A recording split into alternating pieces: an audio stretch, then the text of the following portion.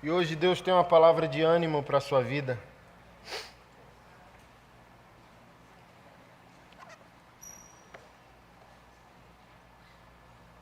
Ele estava ministrando ao meu coração essa semana, enquanto eu dirigia, sobre toda a necessidade de todo ser humano e de todo crente que é chegar ao seu destino. Todos nós temos objetivos, família, sonhos, decisões a serem tomadas. Mas também a maioria de nós não entende que para todo destino existe um mapa. Então, às vezes, eu fico me perguntando como os nossos avós e bisavós chegavam aos seus destinos, né? Pegar as BRs da vida e abrir aqueles... Imagina, cara.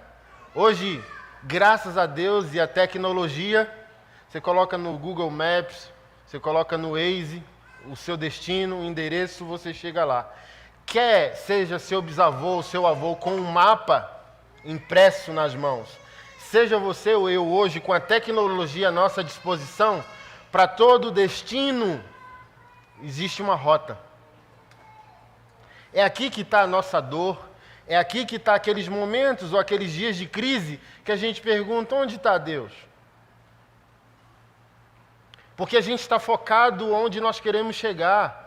E Deus está focado na rota, não existe, se a gente pudesse ouvir, mas o nosso problema concernente à vontade de Deus é o volume da nossa vida. Eu li isso num livro, não lembro que ano e quem é o autor, que o problema não é nossa oração, nosso falar com Deus e responder de Deus. O problema é o volume da nossa existência, o volume da nossa vida está muito alto. O autor disse, Deus nunca para de falar. Deus está falando sempre, constantemente, em todas as situações. O problema é o volume da nossa vida. Porque, diferente do diabo, Deus não arromba a porta de ninguém.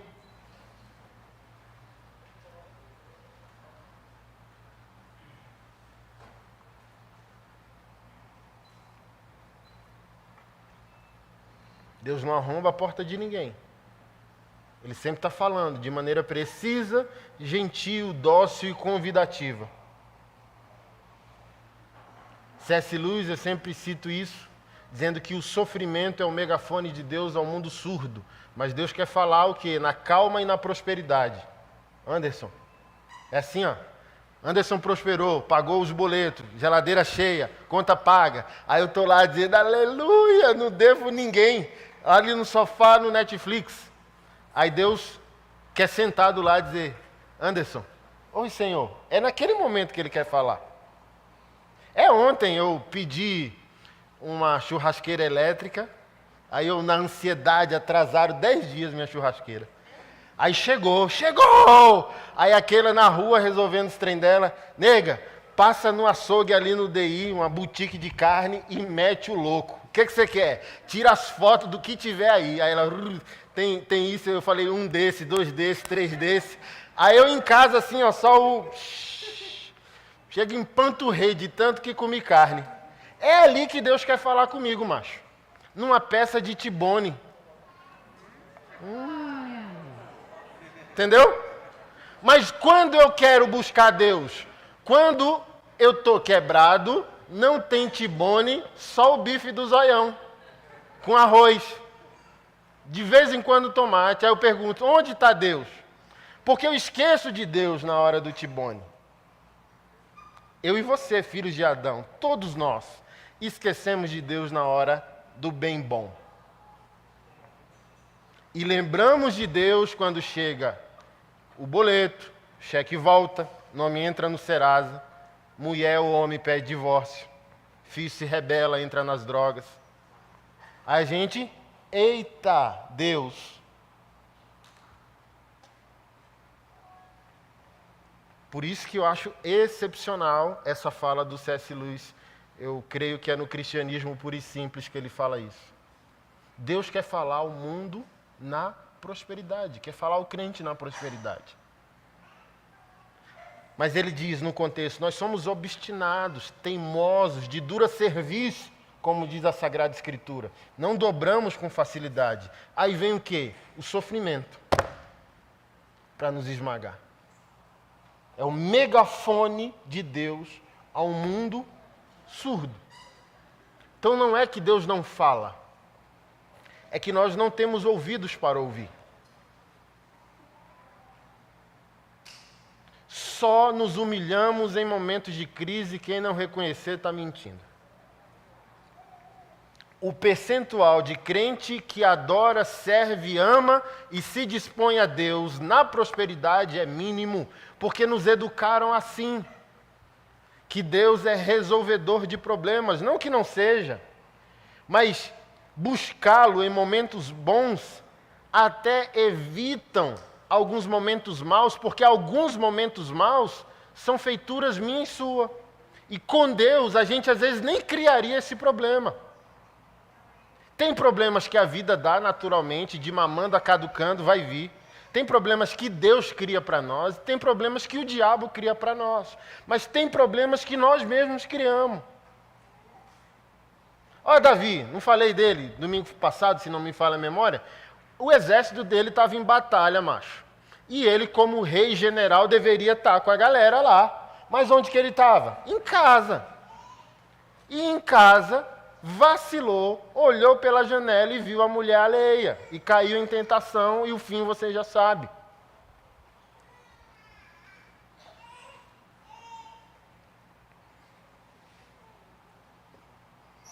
Deus está falando em todo o tempo. A pergunta é se você quer ouvir. E se você tem ouvidos para ouvir o que Deus quer ensinar. Porque, olha só, obedecer é caro, sempre será. Porque obedecer tira de você um pedaço de Adão. O pedaço confortável da sua existência sempre será requisitado de você. Deus sempre chamará ao sacrifício o que te impede ao melhor. O próprio Billy Graham disse isso. Deus não te pede algo bom sem ter preparado para você algo melhor. Sempre o avanço, o progresso requer sacrifício por meio da obediência. Obedeceu é chamado ao sacrifício e o sacrifício arranca de nós o pedaço de Adão que é o nosso comodismo. Quer ser mais santo, quer se aprofundar em oração, quer a unção do Espírito Santo, quer prosperar financeiramente, quer um relacionamento melhor com o filho e com a esposa. O que você quer? Tudo que você desejar tem um caminho de morte. Tudo que você desejar tem um caminho de renúncia. Eu não sei você, irmão, eu estou malhando igual um condenado, tomando whey protein. Aí eu estou na ilusão da balança, eu desgrama. Aí assim, ó, aquela falou, você engordou essa semana. Eu falei, miséria, segunda Muay Thai, terça Jiu-Jitsu, quarta Krav Maga, quinta Jiu-Jitsu de novo, sexta Muay Thai. E você não pode comer um diabo de um leite condensado. Eu falei, a vida é uma miséria, macho. Você fica um mês, numa miséria de uma dieta. Você vai lá, 500 gramas saiu do seu corpo. Você vai lá e come a peste de um leite condensado, aí vem 5 quilos no seu corpo. O que nós queremos? Prosperar sem sacrifício, macho. Eu quero virar um cara musculoso comendo besteira. Quem não quer? Aquele às vezes me mostra uns vídeos de uma, sei lá, chilena, mexicana, tipo, uau, vamos lá, assim, ó. E as mulheres brasileiras, assim, ó, um hambúrguer, um milkshake, só com a cabeça, assim, ó. É assim que a gente quer, macho. Pô, não tem como não, uma pizza e uma Coca-Cola e a gente tem, não. Todo progresso inclui sacrifício. E todo sacrifício inclui o quê? Renúncia.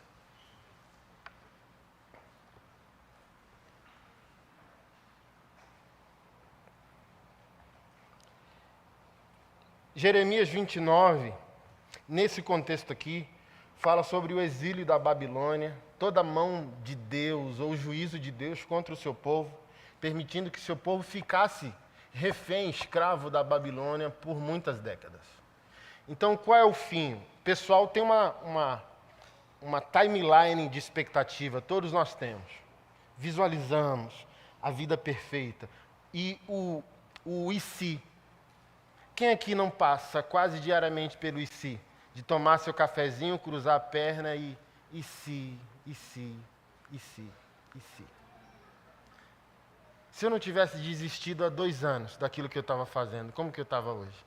Se eu não tivesse trancado o curso, se eu não tivesse parado a academia, se eu não tivesse parado de orar, de ler a Bíblia, se eu tivesse entrado no seminário de teologia há 2 anos. E se. Todos nós temos o quadro mental do nosso destino, onde nós gostaríamos de estar. Mas Deus não vai nos colocar por acidente lá. O futuro e a prosperidade do reino de Deus nunca nos pega de assalto. Sempre haverá uma rota. Deus, eu quero chegar ali. Aí Deus fala, tome o Waze. Você não quer o Waze. Por isso que sua cabeça tem marca de mão de oração. Que você quer que a oração acelere os processos. Só a Bíblia, só a palavra de Deus acelera os processos. Todo mundo quer chegar no seu destino. Quem está comprometido com a rota? Que está a rota? Ah, quer não. Quer um de Neguébias, de Manto.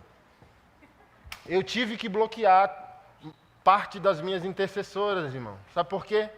Porque você vai ganhando nome, principalmente por causa da internet, e as pessoas vão profetizando o que você gosta, o que você quer. Aí você fica na ilusão. Aí vem lá uma intercessora na segunda falando, é isso que eu vejo. Assim, a maioria delas nunca falhou no que disse. Mas eu sou um cara generoso, sou um cara de honra, e sabe-se lá se a honra que também eu proporciono, que vicia. Eu falei, não, macho, deixa o joelho falar agora, deixa a Bíblia falar, fica muito conveniente.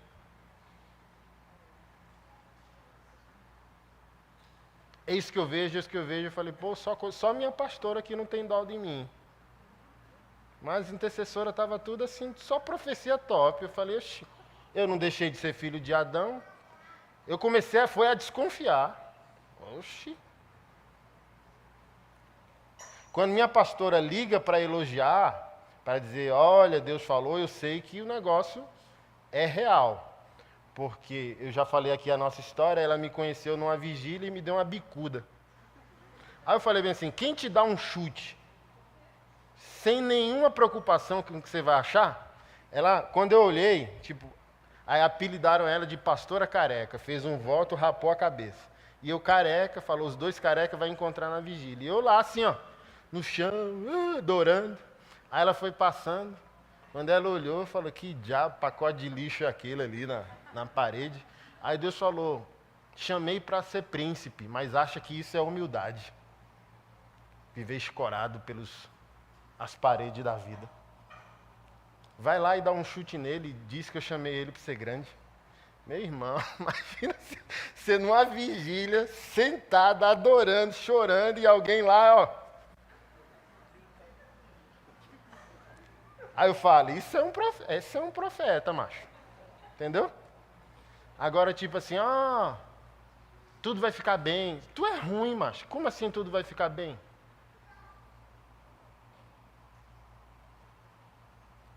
Que é o que eu quero falar hoje para você. Não é um voto caótico, mas o bem só vem depois do deserto. Você quer o banquete sem deserto. E o próprio Jesus, como Filho de Deus, irmão, só teve banquete depois do deserto. Aí todo mundo que está sem Bíblia ou sem obediência quer um profeta de estimação. Uma esposa me procurou, irmão. Uma ex-esposa, né? Já estava concluindo o divórcio. Dizendo, há 20 anos meu marido banca uma profeta de estimação. Me trai, já teve amante, eu também não sou flor que se cheire, mas a mulher só liga para, levantar a bola do meu marido. Eu falo, que diabo de evangelho é esse, macho? Que a família está um inferno, Eu traio ele, ele me trai, ele tem amante, de vez em quando faz tudo errado, os meninos. E Deus vem dizendo, aleluia, que família top, a empresa vai crescer, eu vejo você pai de multidão. Por isso que eu creio que parte da igreja foi infantilizada, porque está todo mundo falando de destino, mas não tem ninguém falando de rota. Que você pode até ter um destino, sem rota você fica perdido, macho.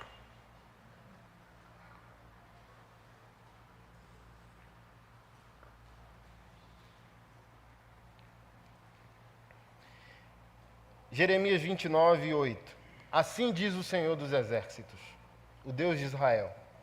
Não se deixe enganar pelos profetas e adivinhos que há no meio de vocês na terra da Babilônia. Não deem ouvidos aos sonhos deles, porque sonham o que vocês querem ouvir. Eles contam mentiras em meu nome. Eu não os enviei, diz o Senhor. Assim diz o Senhor.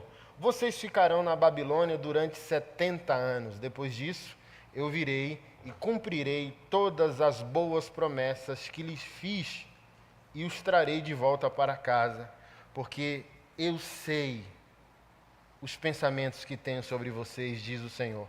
São pensamentos de paz e não de mal, para vos dar o futuro que anseiam.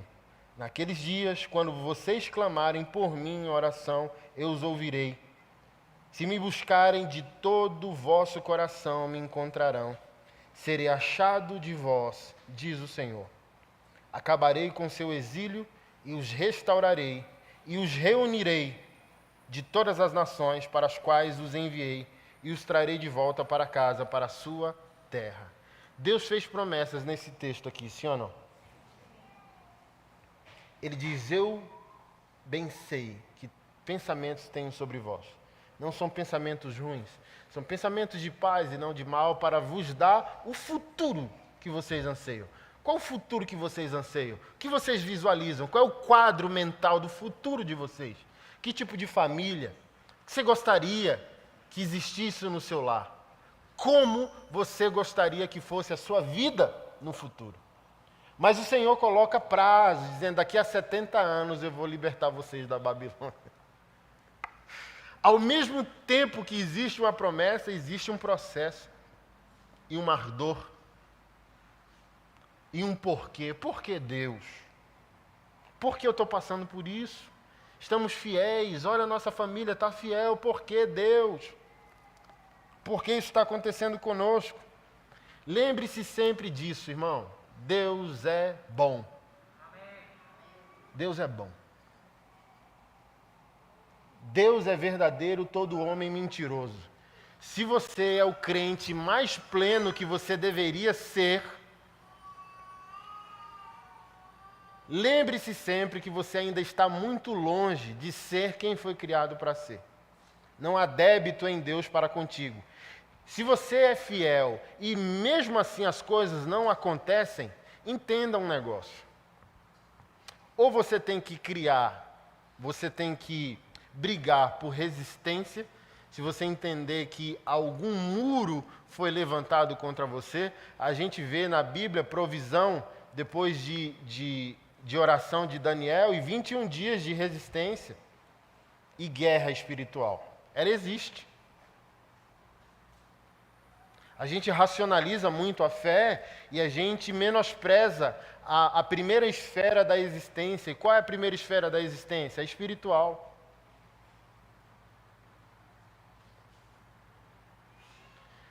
Mas se o seu inimigo não é o diabo, o seu inimigo passa a ser Deus, com aspas bem grande. O que Deus está falando que você não está ouvindo? Mesmo fiel, as coisas não estão acontecendo, que tal entender que ainda está entulhado que Deus não gostaria que existisse na sua vida? É o que eu sempre digo, se Deus cumprisse as promessas sobre a tua vida hoje, terias caráter para suportar? O grande problema não é o que Deus quer ou pode fazer, o grande problema é o que tu aguenta que Deus faça. Tu aguenta toda a unção? Tu aguenta o ministério? Tu aguenta a prosperidade hoje? Tem caráter para prosperar? Não responda, só reflita. Porque minimamente, qual é o exercício que eu peço para as pessoas? Quando o assunto, por exemplo, prosperidade financeira, Deus me prospera, Deus me prospera. Tudo redondo, tudo redondo. E você pergunta, se está tudo redondo, por que não está acontecendo? Que tal suspeitar que pai responsável não dá carro para menino dirigir? Que tal aceitar que você não é essa Coca-Cola toda? Que tal entender que por fora pode estar tudo bem, mas por dentro é o momento? Será que o Kairos, que é o tempo sem medida ou sem cronômetro, é o mesmo tempo que o Cronos, que o nosso? Será que Deus, na análise dele, está atrasado?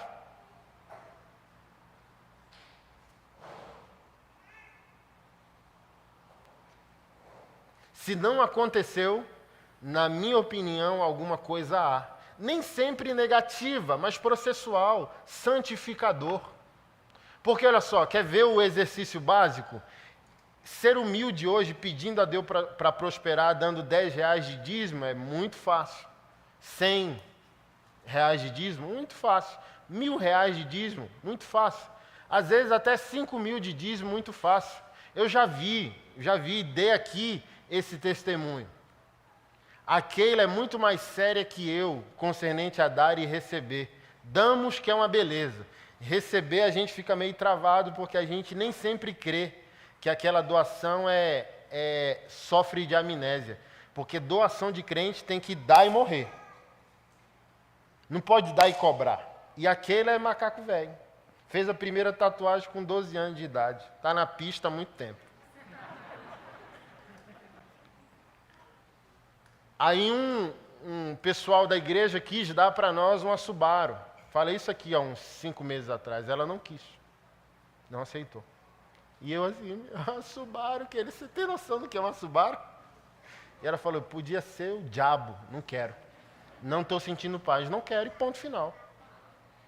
Dito e feito, esse pessoal tinha na compreensão deles a noção de honra pastoral e entendiam que aquilo prosperava a família e chegaram na igreja dando dízimo de 2.500 por mês. Mas quando ganharam intimidade com a igreja, já começou os desconfortos. A agenda privada com o pastor, achando que pode quebrar a fila, se metendo em esferas que não era responsabilidade deles. Por fim, irmão, em menos de 8 meses, com todas as limitações, eu acho que uma raiz verdadeira. Eram só imaturos em alguns aspectos, maduros em uns aspectos e maturo em outros aspectos. Em menos de 8 meses, o casal foi de R$ 2.500 de dízimo para R$ 12.000 de dízimo. E eles ficavam chocados, dizendo, nossa, meu Deus, boa terra, boa terra, boa terra. Endoidaram, que a empresa explodiu, cresceu, triplicou o número de funcionários e por aí vai. Mas junto com essa prosperidade financeira veio todo tipo de... A prosperidade, ela nunca vem desacompanhada. O Espírito Santo sempre vai do lado da prosperidade e Mamon também. Os dois vão olhando você, perguntando para você quem você vai chamar para sentar à mesa. Como você dizima 12.000 reais por mês em paz, com amnésia? Está aqui. Aleluia, louvado seja o nome do Senhor. Obrigado, meu Pai, Tu és fiel. Pô, escolheu, selecionou bem o que fazer com aquela adoração financeira. Escolheu, mirou, entregou. Ao entregar, vira as costas em paz. Sem enquadrar a igreja, sem enquadrar pastor, sem discordar da cor que pintou a igreja. Se o batom da irmã é vermelho, porque tem tudo isso. Dificilmente alguém vai fazer o que a Bíblia mandou de uma maneira tão volumosa assim e ficar tranquilo. Por isso que eu estou perguntando se você tem caráter para prosperar. Porque dos 10 reais que você deu, não menosprezando o valor, Estou dizendo que às vezes é fácil. Porque você está fazendo promessas. Deus, e às vezes seu 10 é com muito esforço. Mas é fácil porque você está fazendo promessas de futuro. Está aqui, Deus, os meus 10, aleluia, e se o Senhor fizer, eu farei. Aí o Senhor bota para 100 o dízimo. Aí o Senhor bota para 1.000, o Senhor bota para 5.000. A pergunta é, hoje, você consegue responder que você dizimaria de 100 mil reais se fosse seu ganho mensal? Hoje, se Deus prosperasse você numa esfera de milhões, você dizimaria?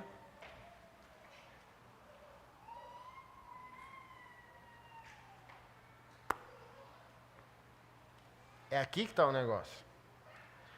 Está tudo redondo. Por que não está indo? Porque Deus está vendo. Vendo o quê? Quando acontecer, você endemonia. Quando acontecer, você olha para o casamento e fala, entra na crise que eu falo, dos velhão de meia idade, que vai pintar o cabelo, abrir a camisa, deixar o peito para fora, cordão de ouro, Hilux. Tem até um breguinho aí, né? Quando a novinha vê você passar na Hilux, sei lá, alguma coisa assim. Deus está vendo, macho.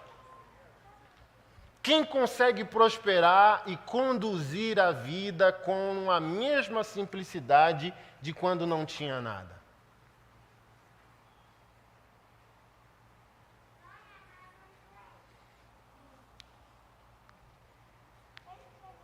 Imagina, macho, hoje Deus nos abençoa com 1 milhão.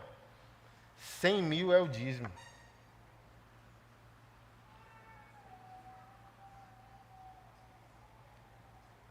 E aí, José?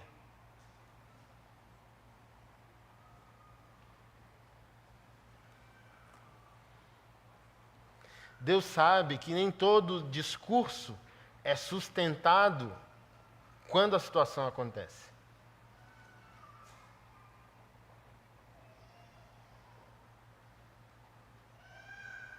Então Deus sabe que muitos de nós não está pronto. Não está pronto para um casamento, não está pronto para a prosperidade, não está pronto para um ministério.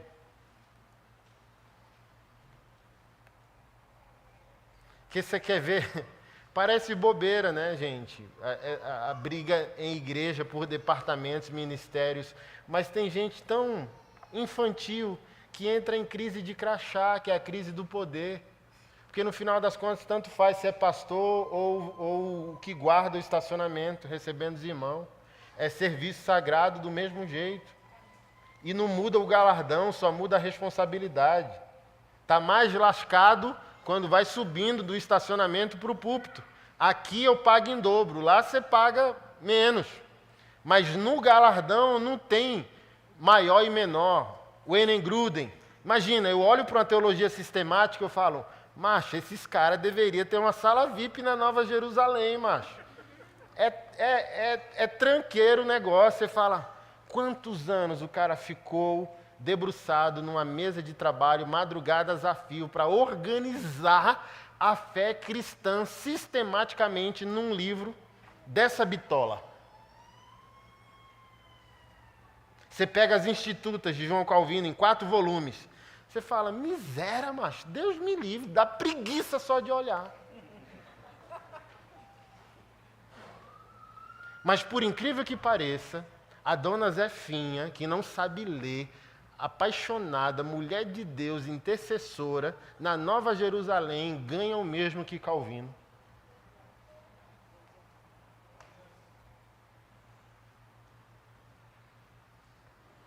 É aquela parábola dos trabalhadores que Jesus falou? Chamou uns desde cedo, combinou um valor. Chamou outros quase terminando o turno, pagou o mesmo. Aí quem foi chamado mais cedo falou, oxe. Aí o dono falou, oxe o quê? A empresa é minha e o dinheiro é meu, macho. Eu faço o que eu quiser. Eu faço como eu quiser.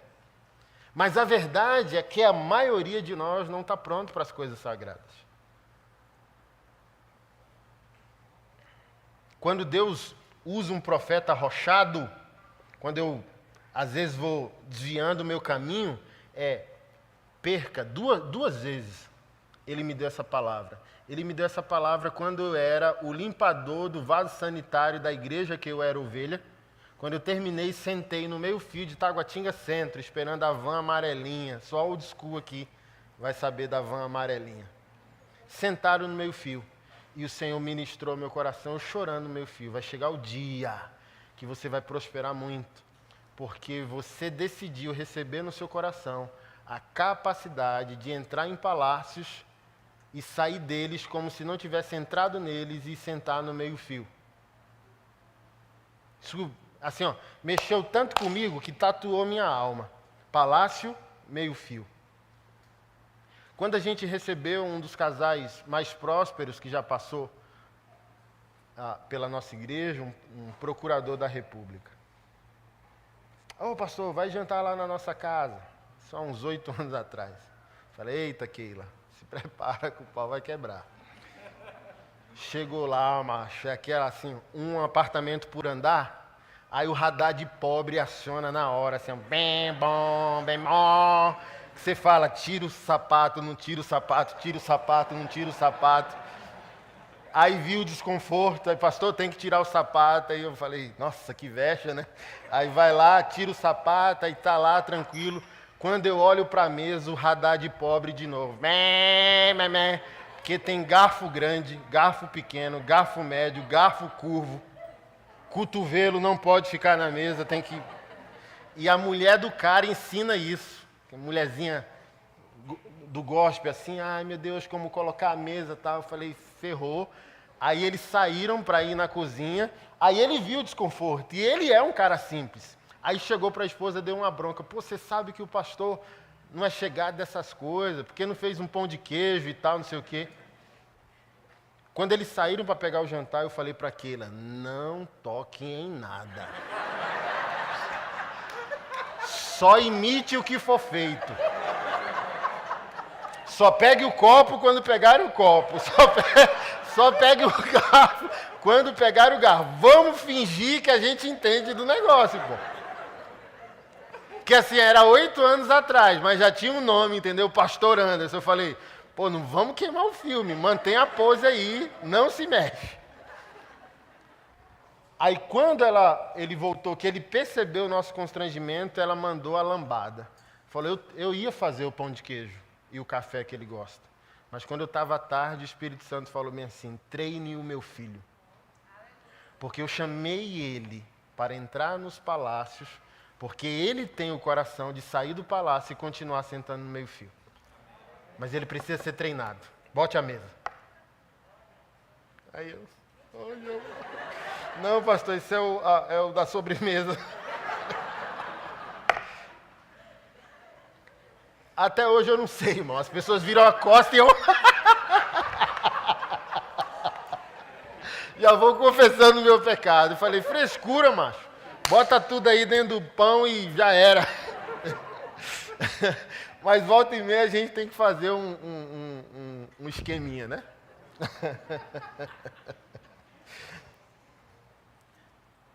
Mas eu sei por experiência que a preservação do coração chama a atenção de Deus. E por que o deserto não sai da nossa vida com muita facilidade? Enquanto tiver resquícios da maldade, da ganância de Adão, impedindo o avanço, o progresso do reino de Deus e do caráter de Jesus em nós, o deserto será uma constante. Você quer ver o paradigma absoluto, chocante? É você quer ser poupado de uma maneira que nem o Filho de Deus foi. Não há progresso sem sofrimento. Sabe o que a Bíblia diz? Olha que chocante, irmão. Isso é chocante. E precisa colocar o meu e o seu coração no devido lugar. Não precisa abrir, eu vou ler para você. Mateus capítulo 4, verso 1. Em seguida, Jesus foi conduzido pelo Espírito Santo. Está em maiúsculo.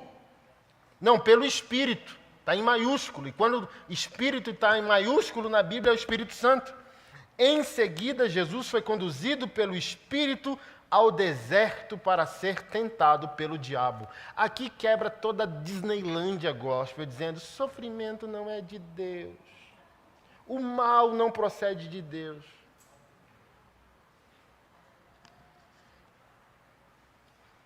Deus pega o filho e diz, precisa de amadurecer. Vai me mandar para a Disney? Não, para o deserto.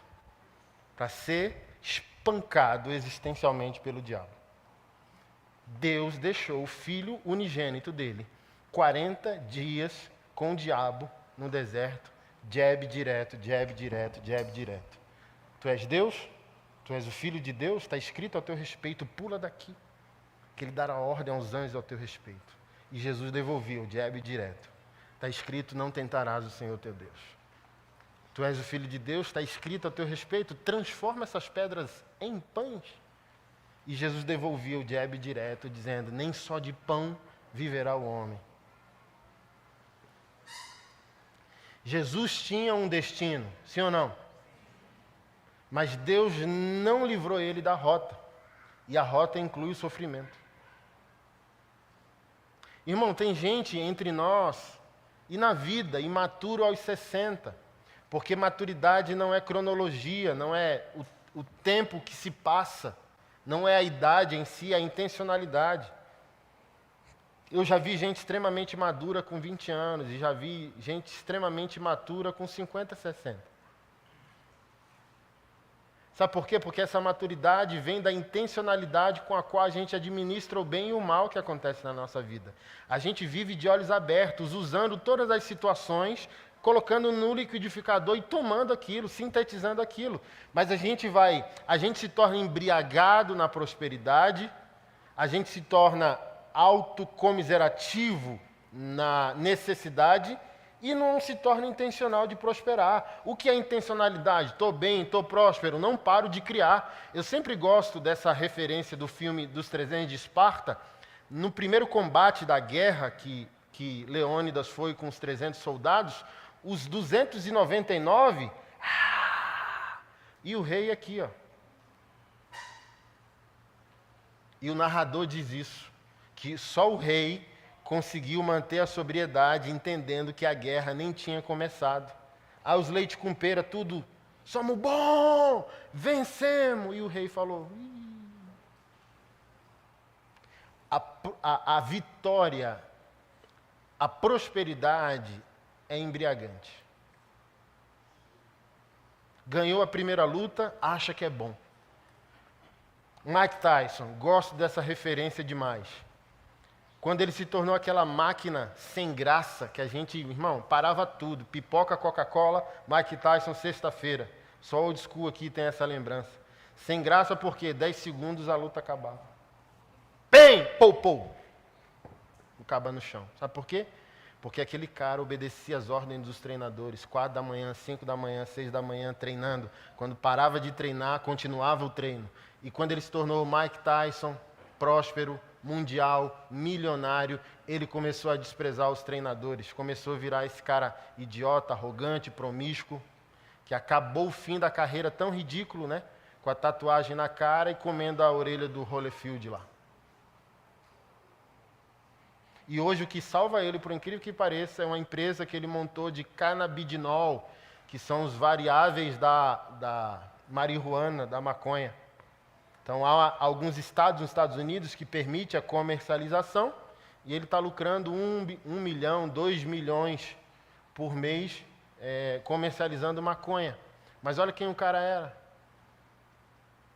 Olha a diferença da história não é o mesmo esporte, mas uso como referência, o Michael Jordan da vida. Por que você se tornou o cara que você se tornou? Porque quando acaba o jogo, eu fico sozinho para treinar mais de 600 arremessos de 3 pontos. E o Mike Tyson ficou bom. Venci. Sou o Mike Tyson. Aí, ó, a queda começou. Lembra quem era? E vou citar aqui não para depreciar, mas só para você saber que Deus não divide glória dele com ninguém. Amém? Amém. Quem era o Marcos Feliciano, irmão, há 20 anos, 15 anos atrás? O diabo tremia. Até que aquele homem achou que o diabo tremia e disse, terminou uma oração dizendo, eu sou o Marcos Feliciano. Quem é o Marcos Feliciano hoje em dia, irmão? Um totem, um adesivo. E não era mais o homem poderoso de Deus de 20 anos. Por que era poderoso? Porque não aceitava que era um homem poderoso. E hoje é um adesivo, uma lembrança, porque acha que é alguma coisa. E o Espírito Santo, e fica só a lembrança, fica só o cheiro. Esse é o problema de nós, homens de Deus. Entramos no caminho da vaidade, o Espírito se retira de nós e a gente fica vendendo o nosso nome a partir da lembrança de um legado.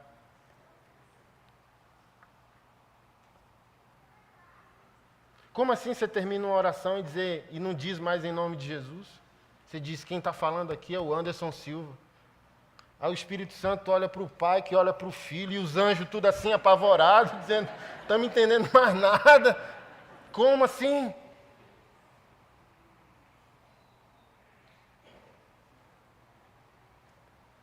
A vitória é ilusória, a vitória é embriagante. O que a gente tem que fazer depois que ora? Continuar orando. O que a gente tem que fazer depois que jejua? Continuar jejuando. O que a gente faz depois de ler a Bíblia? Continua lendo a Bíblia. O que a gente faz depois de semear? Continua semeando. O que a gente faz depois de santificar? Continuar santificando. Se a gente tiver tempo, irmão, de sentir a vaidade do feito, a queda começou.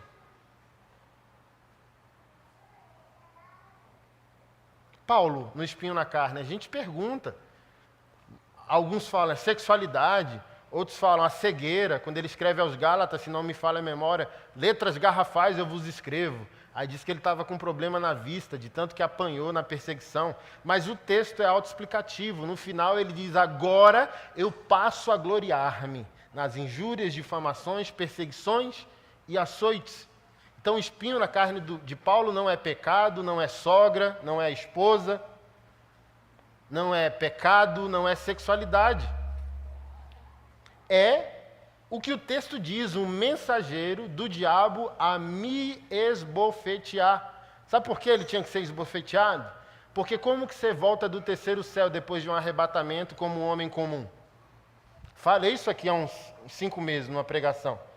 Irmão, você entrou tanto em Deus como ele entrou, que Deus te arrebata. Ele diz, esse homem, depois que ele começou a apanhar, ele nem colocou mais na primeira pessoa, ele diz, eu conheço um homem que viu coisas inefáveis, que não é lícito mensurar, narrar. Irmão, Deus ajuda a gente a pagar a nossa SEB e a gente se acha, Deus me deu um milagre financeiro. Imagina ser arrebatado, macho. A gente santifica um pouquinho, já. Pastor chamou a gente para ser o vigilante do estacionamento. Já era, irmão. Botou um crachá no irmão, acabou com o irmão.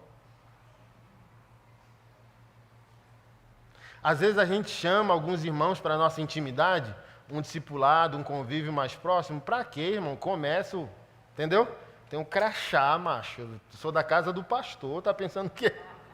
Tem um pedigree. Aí começou a o quê? Cair, irmão. Porque imagina Paulo voltando. Vamos dizer que nós somos Paulo. Como que volta? Como que volta para falar com a esposa? Você pode dizer, vamos namorar hoje? Aí o cara tá com a cabeça na lua, macho. Ele viu a eternidade. Ele viu a glória do Senhor. Como que ele volta normal para cá? Ele volta, ó, nem pisa no chão. Que sexo, mulher atribulada. Eu vi o céu, eu vi anjos, eu vi, entendeu? Como que volta para falar de coisa comum? Aí o que Deus fez para não perder Paulo? Esmurrou ele através do sofrimento. Porque o tempo que ele teria para dizer, então, Robert, imagina Paulo. Cruza assim, ó, cruzada da arrogância, da humilhação. Assim. Então, Robert, tu sabia?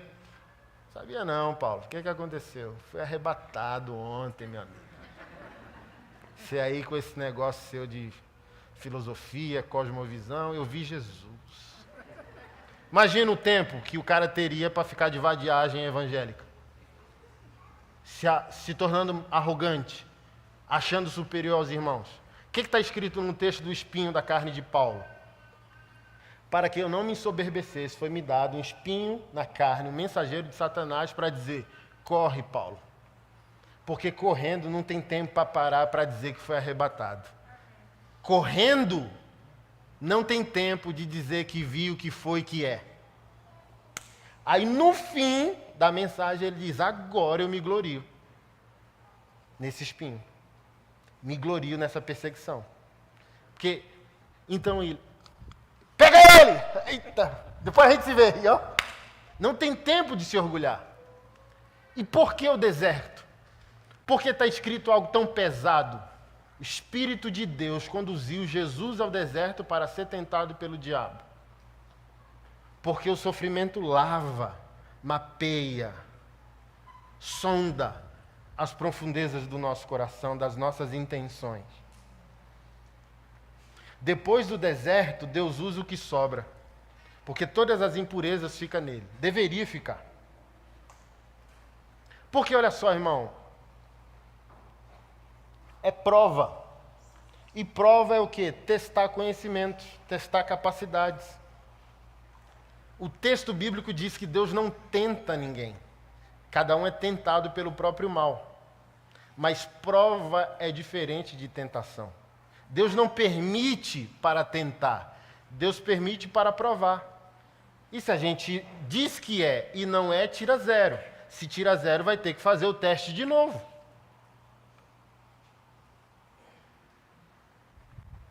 Então não é sobre Deus, é sobre aquilo que habita os nossos corações. A prova, a provação, quer nos purificar igual o ouro é purificado quando passa pelo fogo.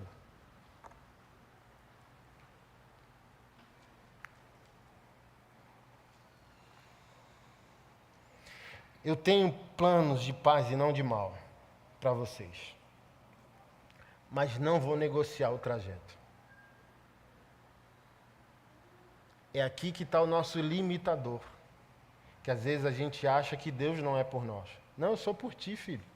Mas tem uma rota, tem um mapa, tem um processo. Eu vejo isso entre parentes, às vezes eu me pergunto, eu não sou, usando minha vida como ponto de referência, eu não sou melhor que ninguém, porque alguns parentes meus ou amigos crentes da mesma época que eu não conseguiram o mesmo caminho para poder servir a Cristo, crescer, influenciar não só o país, mas nações, pessoas. Esse evento que eu estou fazendo com a Keila sobre casamento, assim, ó, já tem, os nossos projetos alcançam muitos países na Europa, Estados Unidos, Japão, mas está lá a prova. Você entra no evento online e a equipe pergunta de onde você está. E tem lá, irmão, China, Japão, Noruega, Portugal, Estados Unidos. Por quê que às vezes a gente não consegue chegar a esse ponto? Porque o fogo, assim como prova o ouro, quer provar o coração do crente para ver o que sobra. Não é uma questão de saber fazer, não saber fazer, ser bom, não ser bom, de ser aprovado. Deus vai averiguar o nosso conhecimento de fé espiritual, moral. Ele manda a prova, ele manda o fogo. O que sobrou? Martinho Lutero tem uma frase espetacular. Enquanto não formos um nada, Deus não pode nos usar, porque Deus só cria a partir do nada. Lembra de Gênesis 1? A terra era sem forma e vazia. Enquanto estiver aqui, irmão, crise de crachá, cobiça dos olhos, da vida, arrogância, prepotência, e Deus vê, não vai. Pode até ir como um sinal de juízo. Eu também entendo que existem crescimentos que são juízo. O cara é tão obstinado no sucesso que Deus dá o sucesso a ele sem caráter. Mas imagina, é melhor cair do segundo andar do que cair do 20º.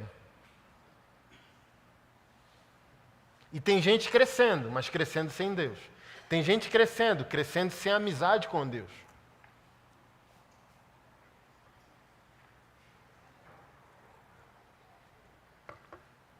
Mas você quer ver o espetacular? Eu não vou abrir, eu vou ler para você. Eu vou ler, aí depois eu mando você abrir para você marcar e ler em casa. Isso é espetacular.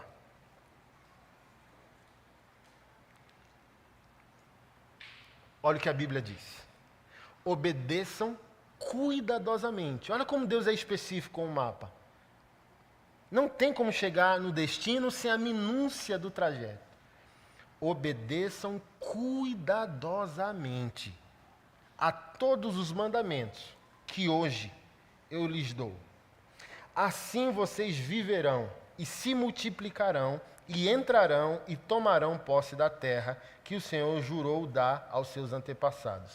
Lembrem-se de como o Senhor, seu Deus, os guiou pelo deserto nestes 40 anos, vírgula, humilhando-os, pondo à prova o caráter de vocês, para ver se vocês obedeceriam ou não os seus mandamentos. Sim, ele os humilhou, permitindo que vocês tivessem fome, e em seguida os sustentou com o maná, um alimento que nem vocês, nem seus antepassados conheciam, a fim de lhes ensinar que nem só de pão viverá o homem, mas de toda palavra que vem da boca do Senhor. Eu não tinha nem enxergado isso, mas quando vem um camarada no século 21 afirmando que a Bíblia não é a palavra de Deus, Deus tem que me controlar, que me dá um nervoso tão grande de puxar o cara pela beca e dar na fuça dele. Porque olha o que Jesus Cristo disse para o diabo. Bíblia, escritura sagrada. És filho de Deus, transforma essas pedras em pães. E Jesus usou aquilo que está escrito como ponto de referência. Ele não criou nada novo, porque o Antigo Testamento também é ele. Nem só de pão viverá o homem. Aí vem um pastor tomado de um espírito de engano, convencendo muitos de vocês, dizendo, a Bíblia não é a palavra de Deus.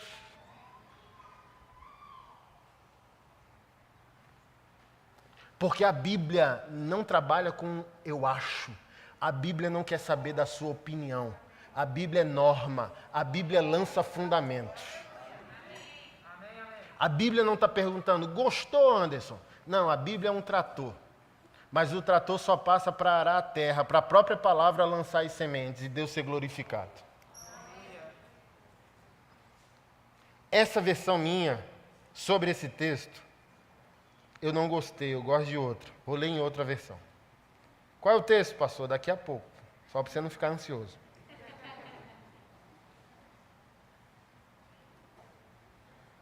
Olha que espetacular. Em outra versão, revista, Almeida, revista e atualizada. Diz o seguinte. Todos os mandamentos que hoje vos ordeno, guardem para os cumprir. Para que vivais e vos multipliqueis e entreis e possuais a terra que o Senhor jurou aos vossos pais. E te lembrarás de todo o caminho, lembra caminho, Waze, Google Maps, jornada, mapa. E lembrarás de todo o caminho pelo qual o Senhor teu Deus te guiou no deserto esses 40 anos, para te humilhar, para te provar e para saber o que estava no teu coração. Pastor, por que não está dando certo? Porque Deus está mapeando o seu, você não está pronto. Ele te ama, você o ama, mas como um bom pai, ele também pode estar dizendo para você, filho, continue fiel, vai dar bom. Mas não é agora, você não está pronto. Lembra do Sr. Miyagi? Quem é o old school aqui? Karate Kid. Quem era o Daniel San? Sou bom, rapaz, eu consigo. E o Sr. Miyagi, sabendo que era leite com pera, vaidoso, arrogante. Vai limpar o chão, vai limpar o banheiro, vai lavar a academia, vai para a vidraça. Limpar a vida, eu quero lutar, os caras estão batendo em mim na escola, todo dia eu apanho. Vai limpar o vidro da academia. Está aqui os 2 panos e o álcool. Esquerda, direita. Esquerda, direita. Aí o imaturo vai dizer, oh, que paia, né, velho? eu quero lutar, eu sei lutar, ou eu acho que sei lutar, e o cara tá mandando eu limpar vidro. Lembra que fez toda a diferença no final, né? O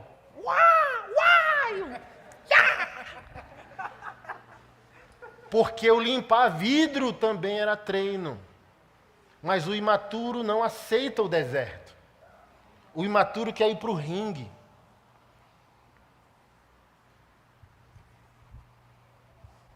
A gente treina, né, com o mestre, aí assim, ó, ele fica ali 50 minutos treinando a gente, mestre Alessandro, para tirar uma onda, assim, ó, no meio do treino ele dá uma humilhada, porque a gente fala, pô, tá indo, tá fluindo. Aí a gente vai todo empolgado para dar um chute nele, aí ele vem na outra na base da perna e baixa a bola. E a gente lá no chão, assim, ó, quem me atropelou? O que está acontecendo aqui? É isso, a gente quer o fim. A gente quer essa Disney, esse jardim secreto que a gente construiu nas nossas emoções. Mas quem começou antes de nós sabe que o fim depende do processo.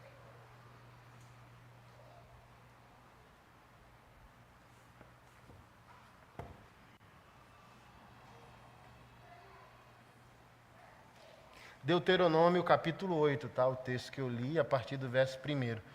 Olha o que o Senhor disse. O deserto só existe por causa do teu coração. Alguns estudiosos ousam afirmar que os 40 anos poderiam ser feitos em 4 ou 3. Algum de vocês já ouviu essa? Que era uma linha reta, só segue reta aqui, macho. Tipo assim, ó, Taguatinga, plano piloto, daqui a pouco vocês estão lá. Mas olha só, o cara saiu de Taguatinga, foi para o Goiás, foi para Minas, voltou para o Goiás, veio para Brasília de novo e não ficou em ciclo. Por quê? Deus não permitiu o futuro porque o coração ainda era um limitador. Olha quem eram os nossos irmãos. Sombra de dia, roupa não envelhecia, coluna de fogo de noite. E o escritor de Hebreus diz que não sobrou quase ninguém por causa da murmuração. Gente, é ruim. O pecado original, a depravação total, a herança de Adão e Eva. É brincadeira não, macho. Não, eu acho que eu sou gente boa. É nada. Tem um negócio que te monstrifica. A sua monstrificação é diferente da minha, mas todos nós temos alguma coisa que muta a gente. Alguns cedem ao poder, outros cedem ao sexo, outros cedem ao dinheiro, mas todos nós temos uma criptonita. Todos nós. E Deus vê, porque Deus sonda o coração. Porque a Bíblia diz que Deus julga segundo a reta aparência. Por que o profeta não conseguiu reconhecer que Davi era o rei escolhido? Porque Deus analisa dentro antes de analisar fora. Deus escolheu Davi enquanto Davi tinha 13 a 14 anos. Não reinou imediatamente, mas Deus o elegeu a partir dali. O Salmo 23 talvez nasce com um garoto que estava no quintal do pai, já mensurando o destino. Ah, se eu fosse, e se, e mantinha o coração intacto, puro. Imagina, irmão, é fácil olhar para Davi, mas vamos ver. Deus manda o homem de Deus na casa de Jessé. Eu escolhi, vou ungir o rei de Israel. Irmão, passa todo mundo e o Senhor fala ao profeta, nenhum deles. E até o pai esqueceu. Acabaram os teus filhos? Uhum. Ah, não, tem a besteirinha do quintal. Besteirinha do quintal era o moleque que estava cuidando das ovelhas animais do pai. Mas talvez as melhores experiências de Davi eram enquanto ele lavava banheiro, enquanto ele cuidava de gado, enquanto ele colocava ração para animal, limpava cocô. Ele não queria brilhar, ele não queria o cetro, o trono, ele não queria a unção. Ele só fazia o que estava à sua frente com uma excelência cristocêntrica tão constrangedora que o Senhor disse do seu trono eterno: existe rei em Israel. Num corpo de um garoto de 13 anos. Sabe o que me choca, me emociona no texto?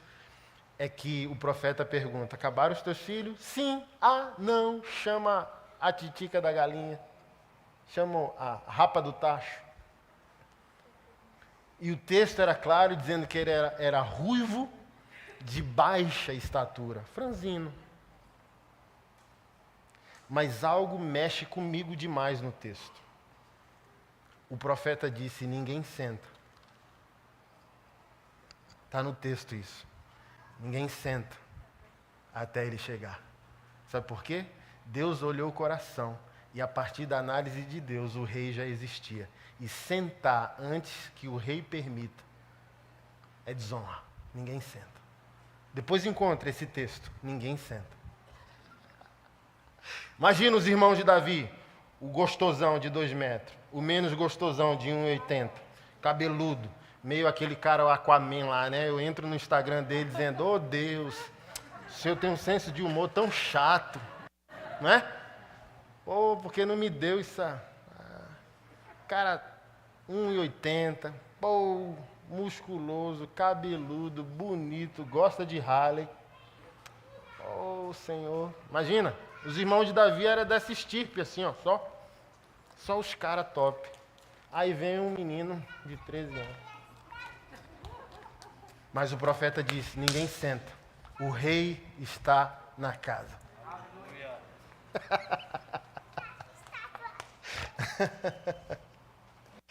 Imagina a ira dos irmãos, macho. Sou bom. Sou caveira. Tenho treinamento nas forças especiais. Eu tenho graduação, pós-graduação. Eu. E o Senhor diz: eu não julgo segundo a aparência.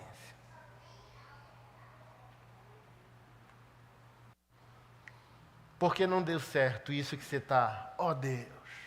Hoje é a resposta. Deus quer e Deus vai. Você não está pronto. Mas o você não está pronto não é para você parar de fazer o que você está fazendo. Só não é a hora, vai limpar a vidraça.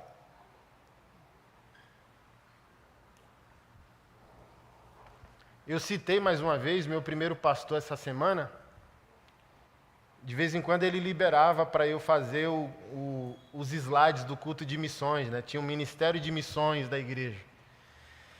E falava: amanhã vai ser culto de missões, e eu era designer gráfico na época, precisa fazer o vídeo, as fotos, as artes. Meu irmão, só desgraça. Botava menino sem braço, favela, bagaceira toda, guerra e tal, não sei o quê, para mexer com a igreja, né? Irmão, acabava aquela apresentação maravilhosa que eu fazia, a oferta entrava, e ele coçava o bigode, irmão. Não, irmão. Oh, chato, né?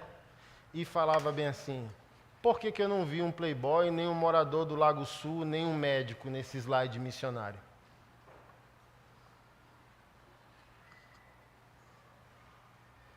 Rico não precisa de Jesus?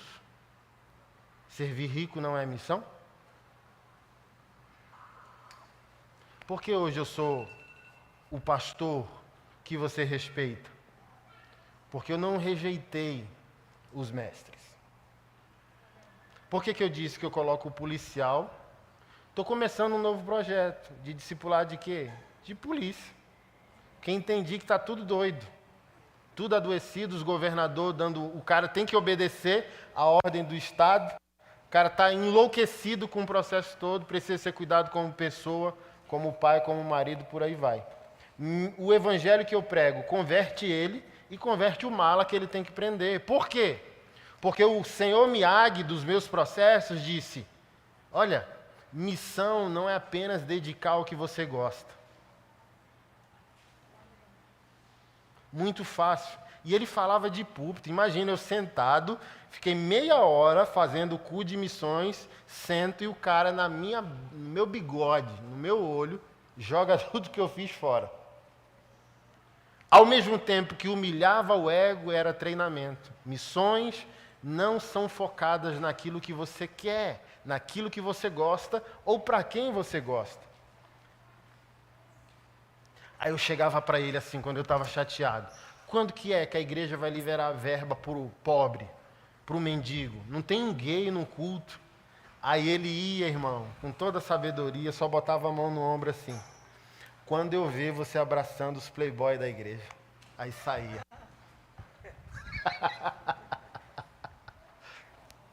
Tome, Anderson, bem na junta. Que eu falei, tem que botar Ao mesmo tempo que eu queria botar os miseráveis dentro da igreja, eu não amava quem estava dentro. Amava quem estava fora, odiava quem estava dentro. E na cabeça radical do missionário, Deus tem esses negócios, né? Odeia você quando você é perdido, aí você vira filho. Ama você quando você é perdido e odeia você quando você vira filho. Parece que o missionário pensa assim. Oh, não, a igreja é hipocrisia, tem que salvar os perdidos. Oxe, macho. Deus ama quem está fora e ama quem está dentro. Deus ama o perdido e ama quem está achado também. Não foi isso na parábola dos talentos? Quem foi e quem ficou era amado. Ele só tomou um choque com quem ficou, dizendo, ô filho, é tudo nosso. Poderia ter feito churrasco na hora que quisesse. Eu só estou feliz porque o teu irmão estava morto e ressurgiu. Mas o amor era o mesmo. E se hoje minha missão é precisa, para todo mundo. Se você concordar comigo, minha pregação é global, vai atingir tudo, pô. Volta e meia você vê a primeira dama lá curtindo, coraçãozinho, os nossos negócios. Quem diria? Um pastor com a cara tatuada, né? Era para estar falando especificamente com o nicho cultural. Mas, ó, a abrangência. Por quê? Porque não existe destino sem trajeto. Destino sem mapa. E esse mapa é o deserto. Até a gente chegar lá, com o nosso carro, que é o nosso coração, pneu fura, pode dar problema na embreagem, no motor, tem que deixar às vezes o carro na oficina, fazer reparos, fazer manutenção do caráter. Esse é o propósito do sofrimento. Não é nos separar de Deus, é nos aproximar de Deus porque o coração vai ser vencido. Filho, em outras palavras, para eu poder encerrar, é como se Deus estivesse dizendo, filho, o inimigo do teu futuro é o teu próprio coração. Deixa o pai cuidar dele. Você acha que você está pronto por fora. E eu até acho que você está pronto por fora. Mas na primeira guerra você morre. Preciso cuidar de você, preciso proteger você. Então tem nãos de Deus que são protetivos. Não, existem não, os nãos de Deus são protetivos.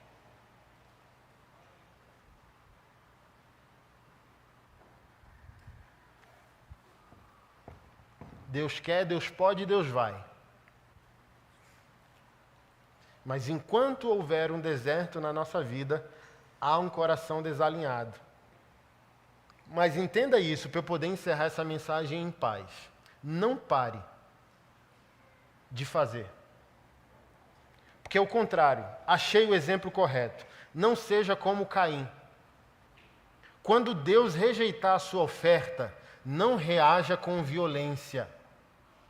Porque o verdadeiro adorador vai amar ser corrigido por Deus para dar a Deus a oferta que Deus aceita. Então, Caim e Abel. Abel fez do jeito de Deus, mão, coração, dentro e fora. Caim deu só fora, não deu dentro. E o que o Senhor disse? O pecado bate à tua porta. Cumpre a ti dominá-lo.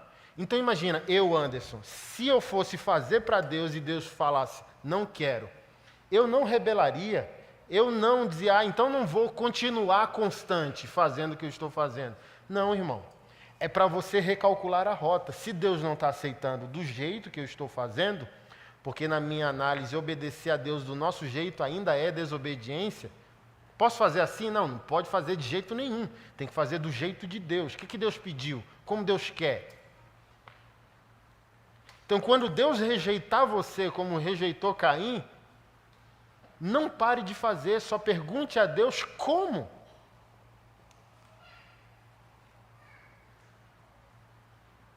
Porque tem gente que vai, se não é a hora, se eu não estou pronto, deixa eu ir para a balada.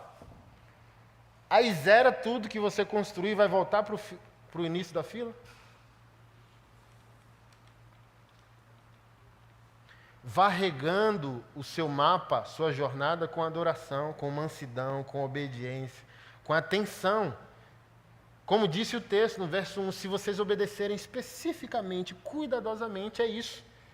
O que você tem que fazer no caminho para chegar ao seu destino de prosperidade? Fazer cuidadosamente o que Deus pediu. Por que eu sou exagerado? Porque eu quero fazer com cuidado. É melhor errar para mim. É melhor errar para mais do que para menos. Para mim é melhor errar por ser tu dizimista, minha vida, meu dinheiro todo nele, do que errar por egoísmo. Eu prefiro Deus falar bem assim, você está fazendo muito, macho, calma, do que Deus chegar e dizer, você não está fazendo nada, hein? Vai virar lenha na fogueira.